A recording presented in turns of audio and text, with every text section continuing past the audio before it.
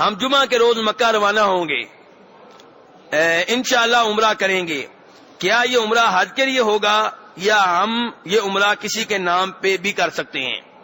بہتر یہ ہے کہ اپنا عمرہ کریں، لیکن اگر آپ نے اپنا عمرہ کیا ہوا ہے، اب کسی فوت شدہ کی طرف سے کرنا چاہتے ہیں تو آپ کر سکتے ہیں، ایک وقت میں ایک کا عمرہ ہوگا۔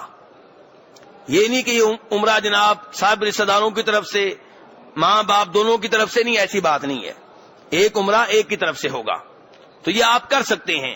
یا آپ کے والد صاحب اتنے بیمار ہیں، اتنے بوڑھے ہیں کہ نہ اب وہ خود عمرہ کر سکتے ہیں، نہ آئندہ کبھی امید ہے، اور آپ نے اپنا کیا ہوا ہے تو آپ ان کی طرف سے کر سکتے ہیں۔ لیکن جب آپ ایک ہی سفر میں عمرہ بھی کریں گے، حج بھی کریں گے، تو حج تمتع بنے گا، چاہے عمرہ کسی اور کے نام پہ ہو، تو پھر کیا ہوگا؟ قربانی عید ہوگی، حج تمتع والی قربانی کریں گے آپ۔